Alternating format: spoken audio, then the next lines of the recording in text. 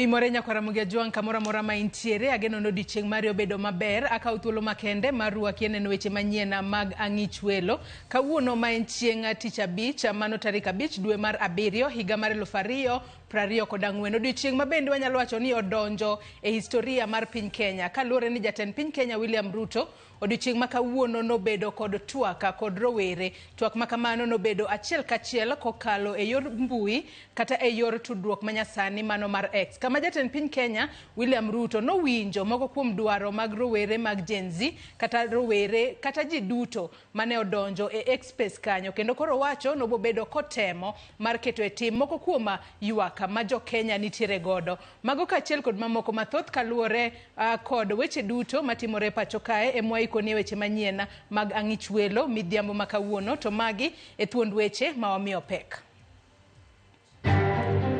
We will use the money that we will borrow to protect funding for some of the critical areas. They include hiring of junior secondary school teachers and medical interns. Sirikal osingo mar ndike tich e yo maongirore jopuonj mag JSS kod lakteche mantiere tiegruok e hik omenda ni.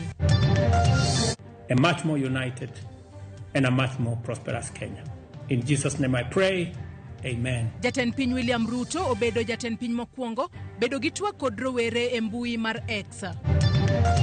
Ogolo budget mar office mar First Lady to gi mar jalupne to gi mar Prime Cabinet. To ere kaka inyalo golo budget to office to podi weyo kanyo. Hatuwezi muamini bado. Ruto alitudanganya mara ya kwanza akiomba kura akisema hii kura ni ya mama mboga. Thoth jo Kenya koro wacho ni giketo wangi mar neno ka okenge ma sirikal olando mar duoko piny omenda ma otiyo godo chopo kare.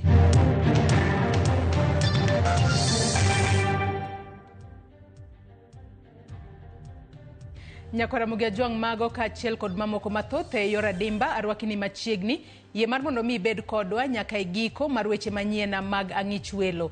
Nyinga Joyce Oduor antiere kae kod jaloko marwa Wilson Ochuka. Par ni nyalo tudri kodwa kokale namba mar ote machuok 236600 kaka pile mbui maro mar Facebook ibiro yudo wa achiel kachiel Ramogi TV, X ibiro yudo wa Ramogi TV, YouTube bende wiki kwil godo ibiro yudo wa achiel kachiel Ramogi TV Kenya machiegni.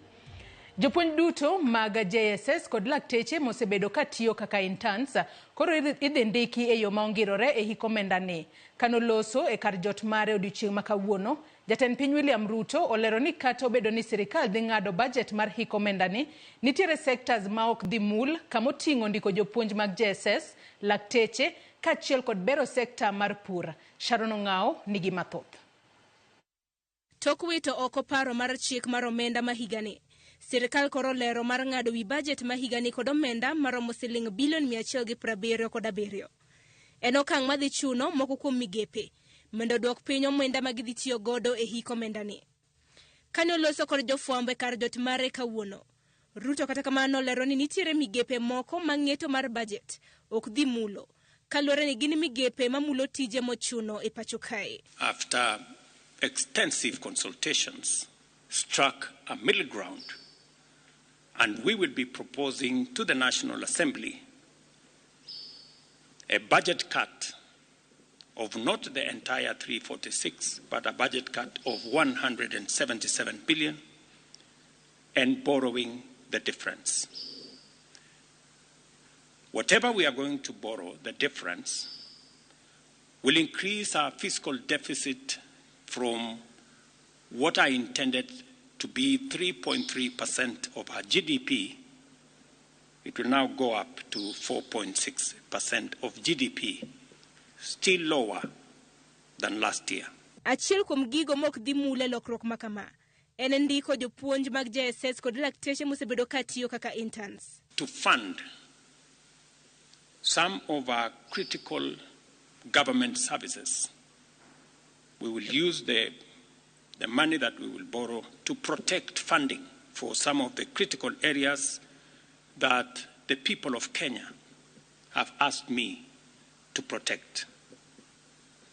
They include hiring of junior secondary school teachers and medical interns. Motelo nema, riwruok mar jopuonj mag Kupet nokwedo wach mar rem ndiko jopuonj kachiel kod lakteche kagilero ni gin joma konyo jo Kenya e tijegi kendo giserito ndiko e yo mongirore kuom thuolo malach. The intern teachers and teachers in general have expectation that the government is going to meet it part of bargain, that they are going to employ these people on permanent and pensionable terms. Migawo mar pur bende ok dhi hinyore ahinya e ng'eto machalo kamano. Tok jatend piny lero ni chenro mar mbolea ma nengono yweyo biro dhi nyime kaka nochan. Sirikal bende chano jiwo pur mar kahawa e kinde chenro mamoko. Settling the debt owed to farmers in our coffee sector, capitalizing the coffee cherry fund to support our farmers in that sector, enabling public-owned sugar mills to pay outstanding debts to sugarcane farmers. Jatend piny bende singone counties mar biro tieko gope mag counties, gope mag aguch omenda mar NGCDF, kaachiel gi gope mag omenda ma imiyo jodongo madhi e rutaya mong'ere kaka pensions. Additional funding for higher education, new funding model that was in our plan will now receive additional funding.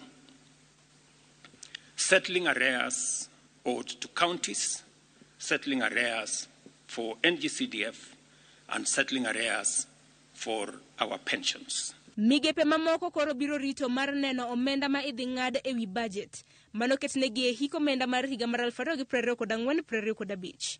Sharon Ng'ao, Ramogi TV. Jatend piny William Ruto owuoyo oko bad migepe 47 mosebedo ka yudo lal kendo timo tije machalre kod bad migepe mamoko kaka yo mar duoko piny osigo mar osara mag jotije sirikal. E twak mare motelo ne twak mare kod rowere mag Gen Z e yor tudruok mar mbui mar X, Ruto bende owuoyo apisi mar ogai mar jotend migepe min od jatend piny kaachiel gi chugo chenro mar chugo lemo mag jalup jotend migepe.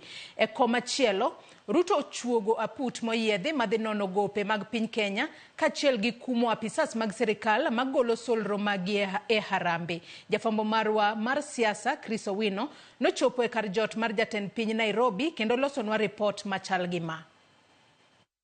Kaka yo mar kweyo chuny rowere mag Gen Z kod oganda jo Kenya, jatend piny William Ruto oketho bad migepe 47 mag sirikal mosebedo ka yudo lal kendo timo tije machalre. Jotich mosebedo ka tiyo e bad migepe makamago ibiro daro kendo tero e bad migepe mamoko mag sirikal, gino makelo penjo maduong' ni ere kaka okang' makamano dhi duoko piny osigo mar osara mag jotij sirikal. 47 state corporations with overlapping and duplicating functions will be dissolved, resulting in the elimination of their operational and maintenance costs, and their functions will be integrated into the respective line ministries. Staff currently employed by the affected corporations will be transferred to ministries and other state agencies within government. Nyinge bad migepe ma idhi ketho bende okoyangore ka omenda ma sirikal geno kungo kuom ketho bad migepe 47 go bende ok ong'ere. Apis min od jatend piny, mano mar min od jalup jatend piny, kaachiel gi min od jogai ma jotend migepe bende oketh e chenro makamano. Budget lines providing for the operations of the office of the First Lady, the spouse of the Deputy President, and the Prime Cabinet Secretary will be removed. Geno mar ji 51 mane ogwel e lemo mag jolup jatend migepe bende omuonyo pi kuom thuolo machielo bang' jatend piny William Ruto chungo kuom thuolo ma ok ong'ere chenro mar chuogo lemo makamago e sirikal. The decision to fill the position of of Chief Administrative Secretaries is hereby suspended. The number of advisors in government shall be reduced by 50% within the public service with immediate effect. Piny owacho mar Kenya Kwanza bende oseyudore e nyong'ong kaluwore gi kwan mamalo mag omenda ma jood bura machiegni kod jatend piny William Ruto osebedo ka luoko go jopiny e yarambe. Jaod bura ma Kapseret Oscar Sudi ne oyudore kama diny bang' golo solro mar $20,000,000 kata odoko ni osara mar jaod bura ok chop $1.5 million. Kaluwore gi mano, Jatend piny William Ruto ogolo chik mar kumo apisas mag sirikal kuom goyo arambe kendo nyiso Attorney General mondo olos chik madhi tayo arambe. No state officer or public servant shall participate in public contributions or harambees going forward. The Attorney General is hereby directed to prepare and submit legislation to this effect and develop a mechanism for structured and transparent contributions for public, charitable, and philanthropic purposes. Ewi wich bar mag gope mag piny Kenya, Ruto ochugo aput moyedhi madhi nono kwan mag gope duto kaka ne okawgi kod chenro mag dongruok mane hola makamago otimo. I have today appointed an independent task force to carry out a comprehensive forensic audit of our public debt and report to us in the next 3 months. Aput makamano idhi telne kod Nancy Onyango kaachiel gi Professor Luis Franceschi kaka jalupne. Jokanyo mag apudno dhi bedo jakom riwruok mar jonon buge Philip Kaikai, jakom riwruok mar Okinde Faith Odhiambo, jatend riwruok mar Midusa Shama Kiteme kod Vincent Kiprop. Matimore kata odoko ni tij janon buge maduong' mar sirikal en nono ka sirikal tiyo kod omenda mag jopiny. Jatend piny William Ruto owacho ni lokruok mane otimo e sirikal mare en mar duoko piny omenda ma sirikal tiyogo e chulo jotich mage osara kendo chwalo omenda makamago e nyayo weche mag dongruok e pacho kae. Chris Owino, Ramogi TV, State House, Nairobi. Jalup spika mar od bura mabende en seneta ma Meru Kithure Murungi opoyo kenge ma jatend piny Orlando e duoko piny omenda ma sirikal tiyo godo.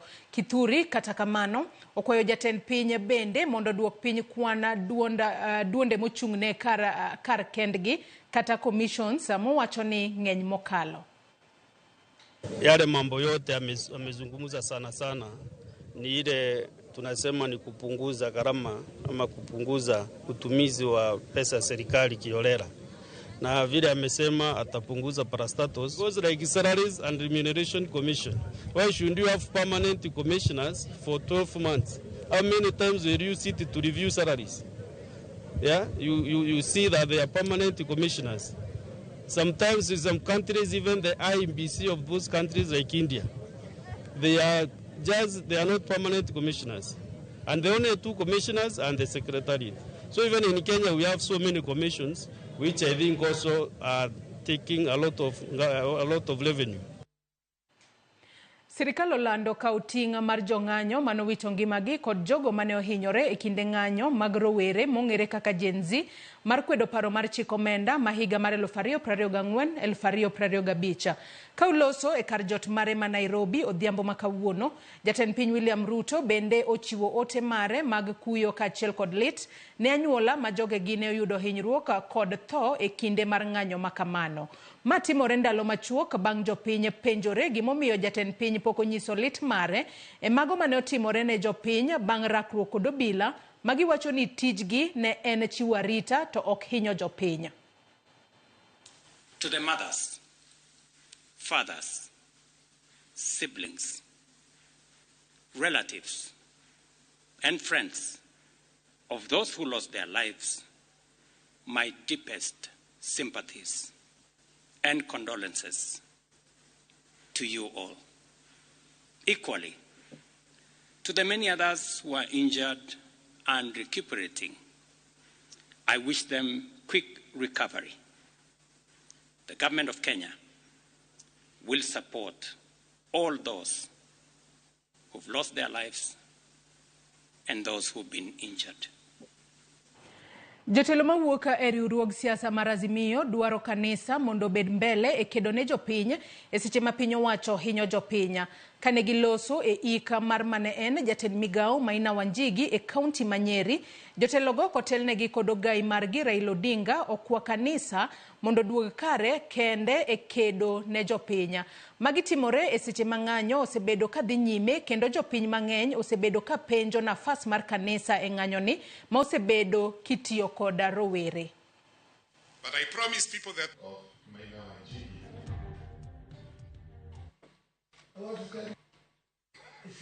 he was a founding father of various settlements.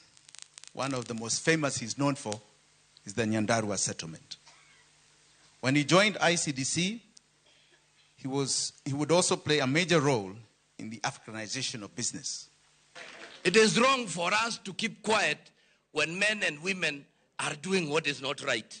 And therefore I have stood and said, I will not stand aside as you do what is wrong, regardless of whether I'm wearing yellow or not. And therefore, we have continued to say that we voted for a government to give services to the people of Kenya. Today, the religious leaders are summoned like servants to go to State House. And they go there with prepared speeches to make. The church must speak the word of God and stand firm with the children of God.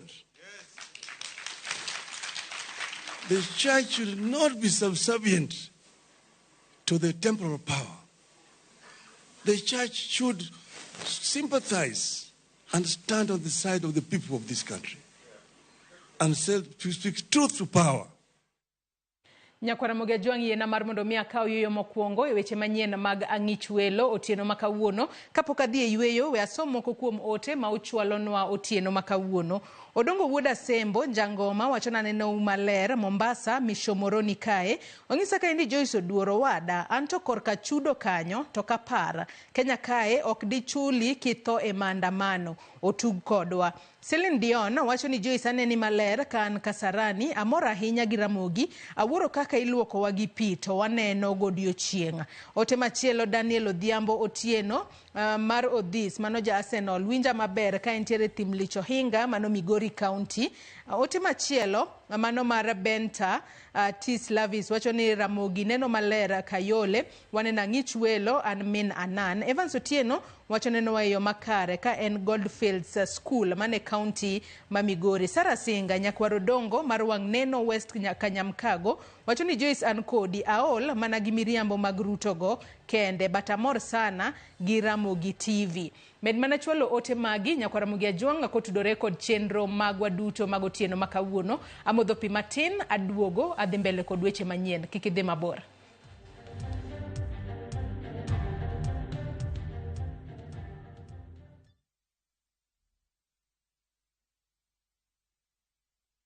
Asewacho ni nyathini toko winja to sani oseguro tiende dalani. In a world where faith, fear, sacrifice, and the complexities of father-son relationship collide, the son must choose his path and his own legacy.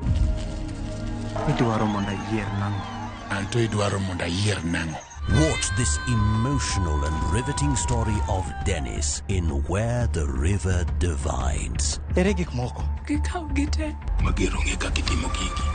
Watch the best content on the go only on Viusasa.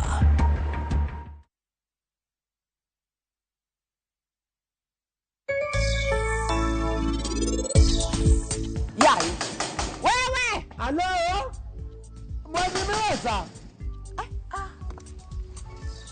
Mwezi miweza? Nyakochia, ile nungato kanyo.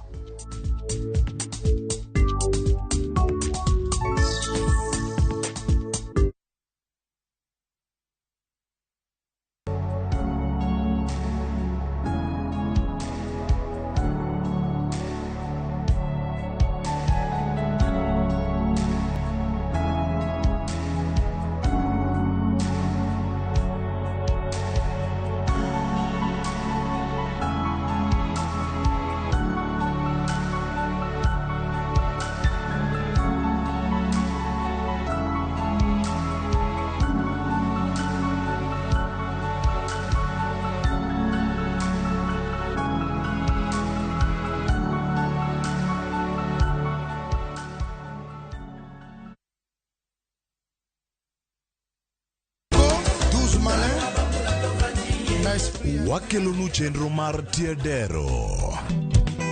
Citizen Kenya, Freddy Afune Papa. Kama yude mor mar wende mag rumba kokelni kod Ng'inja the Entertainer kod DJ Smollett. En miel gi wer motimo Cathedral. Eye kanyo bende wakeloni jangolo mar juma.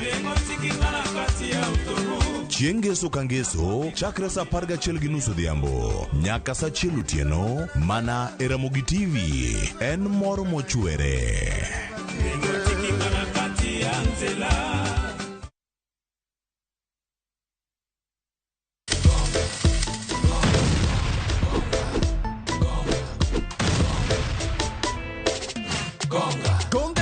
Ushinde chapa in seconds. Ni simple. Ingia gongagonga.com, register, deposit, wekelea stake yako na ugonge mamili. Game sasa iko in your hands. Cheza na pesi yako. Cash out winnings at your own time. Gonga gonga ushinde sasa. Hairuhusiwi kwa walio chini ya miaka 18. Imesajiliwa na BCLB number 359. Gonga.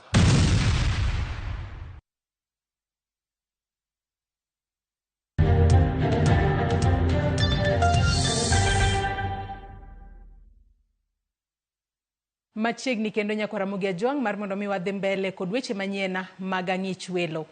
Moko kuom jodolo ma Nyanza othegore mabor gi bishobe kod jodolo mamoko manodhi limo jatend piny e kar jot mare ka giwacho ni ne ok gidhi e lo ute mag lamo.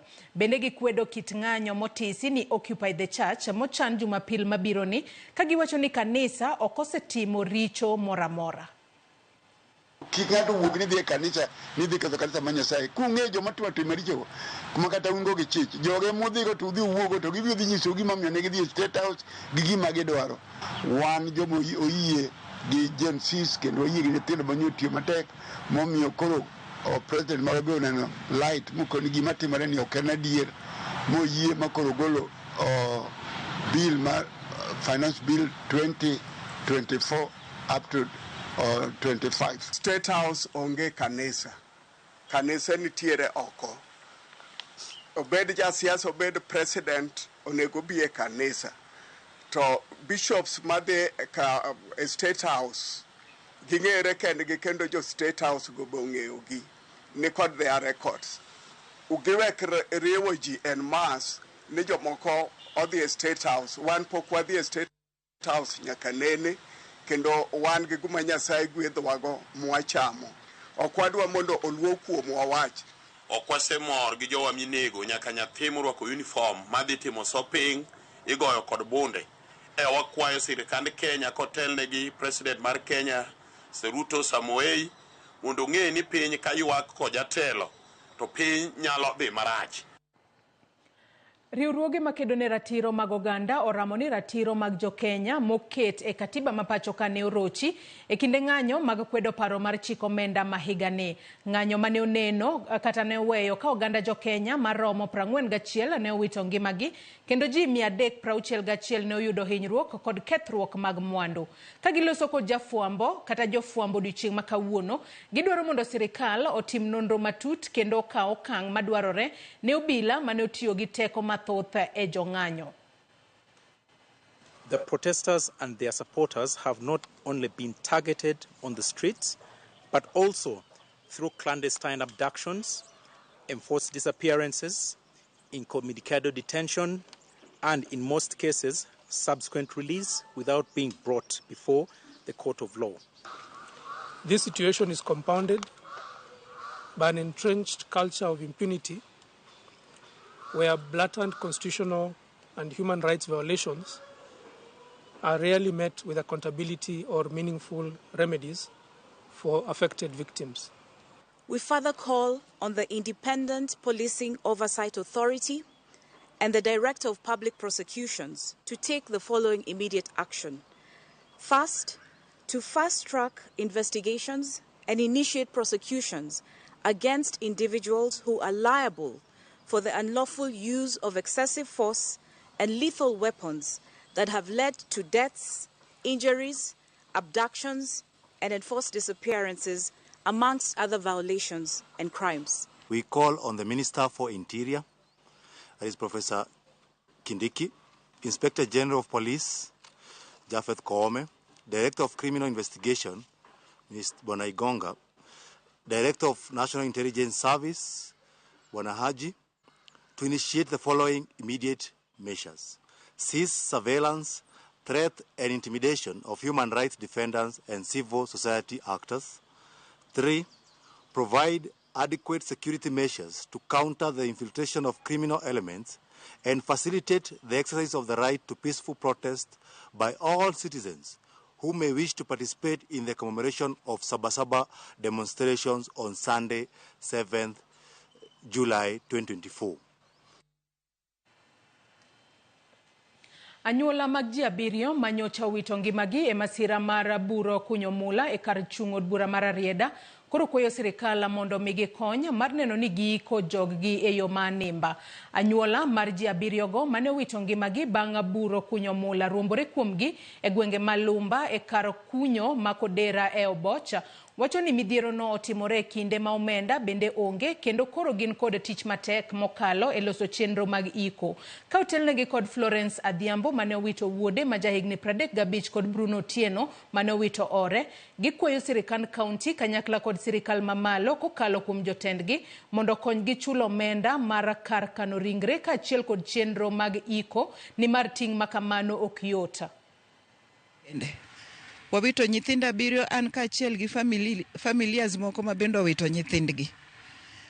Wakwayo gi dwol achiel gi dhok achiel ni sirikal mar kaunti kaachiel gi government mamalo ukonywa mondo wayud kaka dong' wakow nyithindwa gi nikech gik mang'eny madwarore ok wanyal. Ne gilal dhano 7, jok moko pod nie osuptal ma bende the moment kaka bill bende ringo e kaka bende chan bende wan go kama duong'. Koro awakwayo governor because you are the boss of the county ni yemondi wuonwa kod jotelo waduto mantie piny kata manie buoyi mondo migi donje. Koro ka Nyasaye odonje chunyu to du yie umiyo wakony mondo wayud kaka wanyalo konyo jowadwagi. Wan kod mama matin ma odong' kaka kachiliel kaka tiang'o konyre onge. Koro magi achiel kuom kwayo marwa ni ka Nyasaye odonje chunyu to umiyo wakony mondo wayud thuolo kaka tiang' wa ik jowagi. Akwayo sirikal mondo mi ukonywa wayud kaka dang' wa ik jowagi. Ok en kende olal gi jowetene mang'eny nyaka gosiepene duto kaka nowuok dala gokinyi gosiepene gilal gi te. Jogo matiyo kod yath mageng'o landruok mar kute mag ayaki ma ong'ere kaka PrEP dwaro mondo migi kido ma opogore mag PrEP ma koro osepuodhi e piny mangima ka giywak ni PrEP ma indelo kata pills miyo gi tich mateka. Dwaro margi biro e kinde ma kido manyien mar yath mar PrEP ma ong'ere kaka lenacapavir ma yande otimne nonro e piny Uganda kod South Africa koro oseyangore ni nigi nyalo mar geng'o landruok mag kute mag ayaki kod atamalo 100. Nyaka gie sani lenacapavir pod irito mondo puodhi kod riwruok mar thieth e piny ngima kata WHO. George Juma miyo waler mathoth. Tiyo kod yath mageng'o landruok mag kutego mag ayaki, yath ma imiyo mana jogo moing kod kutegi ma ong'ere kaka pre-exposure prophylaxis kata PrEP, en achiel kuom yorego ma piny Kenya kod piny mangima tiyo gi tieko landruok mag kutego mag ayaki ka higa mar 2030. Nyaka sani kido 3 mar yath mar PrEP ma oting'o mano ma indilo ma ong'ere kaka pill, mano ma ong'ere kaka dapivarin ring mageto mine kod nyiri, mano mar sandan ma ichwoyo ng'ato bang' dweche 2 ka dweche 2 ma ong'ere kaka cabotegravir osepodhi e piny mangima. Kata kamano jogo matiyo kod PrEP e piny Kenya wacho ni sani ginyalo mana yudo mano ma indilo to nitie mamoko ma bende osepodhi. Approval mar the injectable drugs pokotim for trial pokotim a country wa mar Kenya kaendi. And then for the pivarin ring one gi approval mar trial in specific counties and specific health facilities and dropping centers. Koro mawadongo gisani and mana the daily pill. Diana Roseman, director riwruogno mong'ere kaka Faraja Women Initiative makeno jogo mago pame kaunti ma Migori wacho ni thoth jogo matiyo kod PrEP ma indilo kaka opamo osebedo kod pek tiyo kod yadhni kaka dwarore, gino mamiyo moko kuomgi pod ng'awo e gamo kute mag ayaki. yudo ni ji fall out nikech pill burden, mwonyo yadh ni odiochieng' kodiochieng' bedo negi matek. Then mar ariyo wan gi gimiluongo ni intimate partner violence.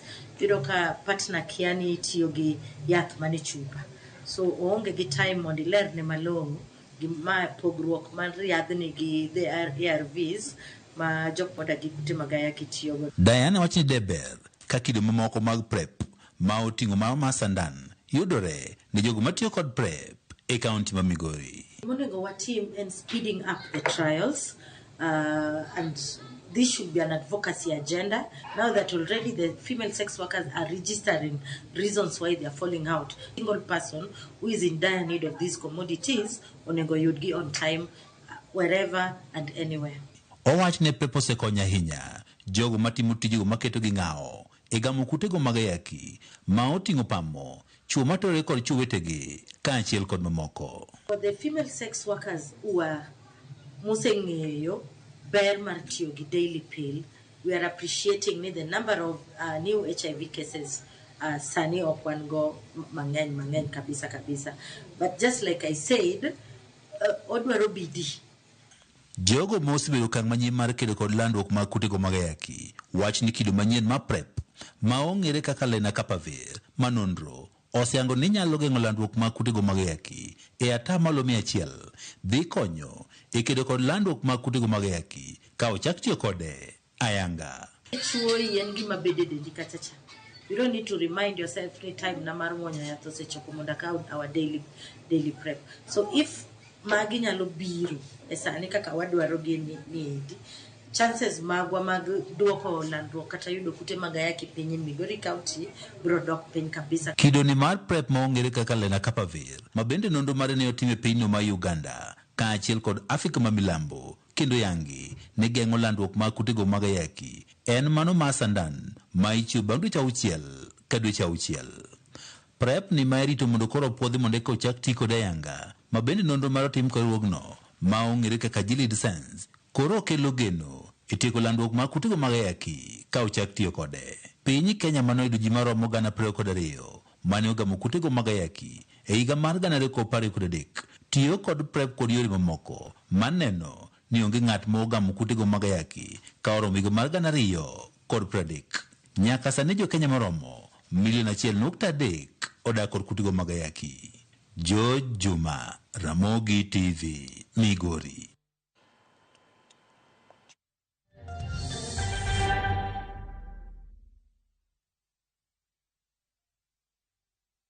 Oya sister. Ni aje? Kama nikuchapie, kama nikupe ujanja. Nipeleke na rada bro. Unaona ukitaka kudate mwanaume. Uko single wewe? Niko single mbaya. Nipeleke na rada. Angalia timu mtu ana support. Why? For example, mtu wa Manchester United. Usidate huo chali. Huo ni mtu wa past glory. Huo sasa nikukudishia kama vile kulikuwa. Mimi town ilikuwa inanijua. Unapenda kutuingia brother, kwenda toka hapa. Hadi ndado lipiga. Toka hapa. Dial *811*344# to get mtu wa past glory.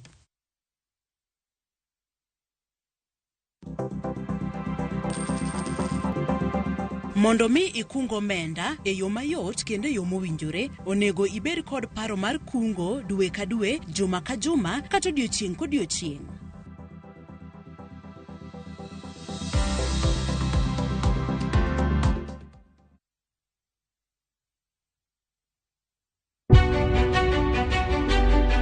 Chakre kinde mosekalo nyaka e chuny ngima ma pile ka pile. Tiprosa dawa iwacho ne riambo marach kendi dwa hewe kendi riambo moingo dawi. Wuoth kodwa sama wanono sigendni mabeyo mag gwengewa. Ng'e ber kod rach, mor kod kuyo ma ng'ato nyalo yudo e wuodh ngima. Asai mama. Nasikwiri ni okan mama ukiche kilunga gi nying no ero. Mama nyisi. Riuri kodwa mondo wane sinema mabeyo ahinya ma uwinjore wawinj kendo wamorgo. Kendo ng'eno wono sipi mabeyo. Lakini nitie kuma kete mami. Winam Cinema. Jumapil, saa 2:15 otieno kod saa 4 otieno. Kik bai.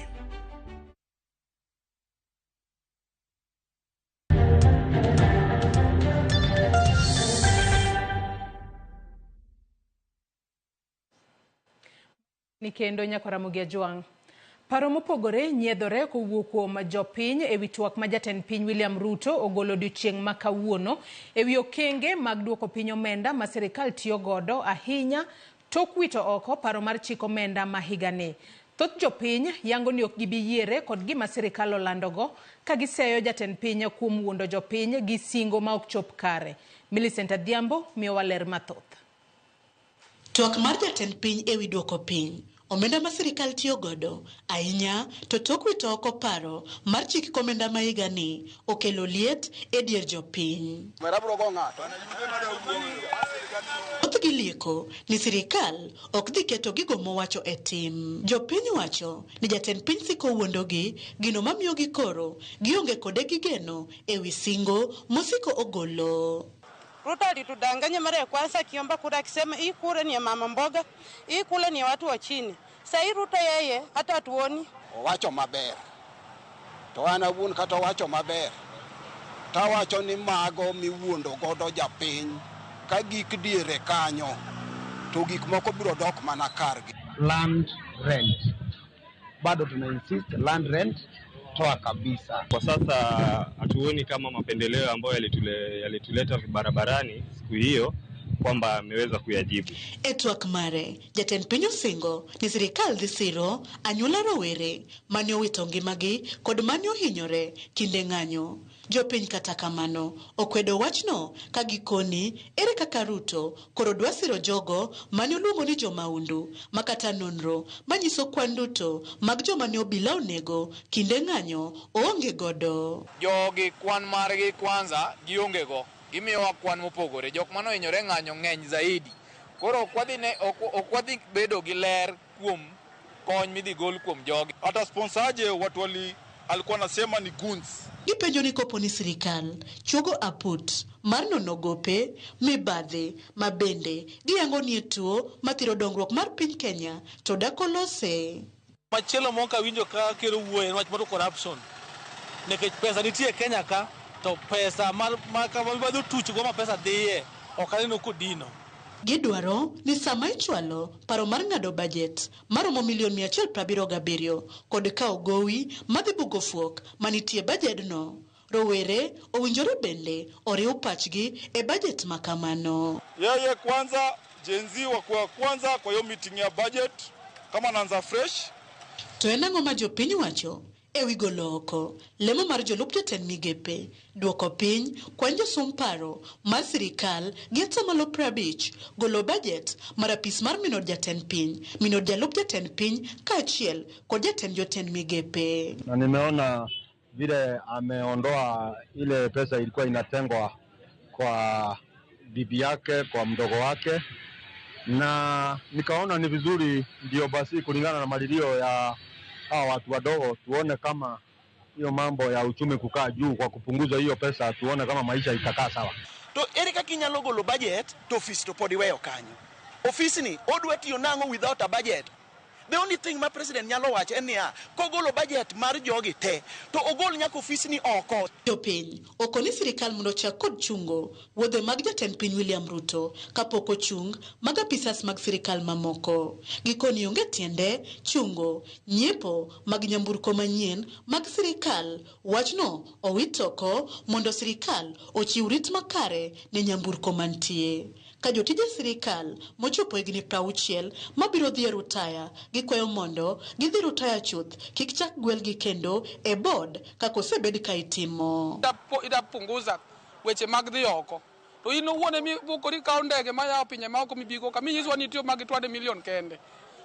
Ng'ama ni pinye grassroots okange gimiluongo ni 2 million. Ok ni ka ng'ato dhi retire to puro chako game ni working experience. Nyithindo gi gin gibuyudo working experience kuwe kutamo gi anyake board members. E kinde no jopiny yango luoro ewi romo mar jatend piny kod rowere mag jenzi ka gilieko ni mano nyalo keto ngima rowerego kuma rach. Bende gitielo mar mondo mi jatend piny owuog oko e loch kar loso thole maonge olemo ka moko kuom gi to buono mar biro weyo ma ok ogone ombulu e yiero mabiro e 2027 ponono obiro chung' kendo mar laro kom jatend piny Kenya. Sani dwani mondo rom gi Gensis. Gensis ok nyal rom go mana ji midwani mondo gibed identify go mondo bike kwanyo gi kachiel.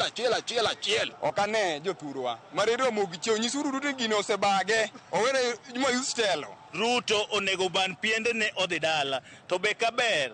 To joma nie bunge te onego bed dissolve. Millicent Adhiambo, Ramogi TV. Nyakwara Ramogi Jwangi report mar Millicent Adhiambo emachopo gode giko mar weche manyien mag ang'ich welo. We asom moko kuom ote ma pod umedo chwalonwa kapok wawuok gi sani.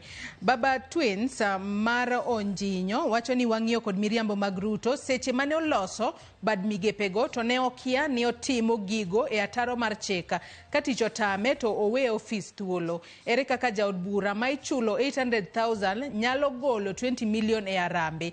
Monica Kumu bende wacho na molo kaka pile kendo aneni maler ka wuok Dubai kae amor kaka kelo no weche manyien e yo mong'ith to adwa wacho ni jatend piny Kenya kik mondo wacha to oketie tim mano kaka jo Kenya dhi bet gi kwe. Nyakwara Ramogi Jwangi erokamano ahinya kuom bedo kodwa nyaka gi sani mochope giko mar weche manyien mag ang'ich welo. Oriti masani nyinga Joyce Oduor nantiere kae kod jaloko marwa Wilson Ochuka. Warad kendo e weche manyien mag oimore.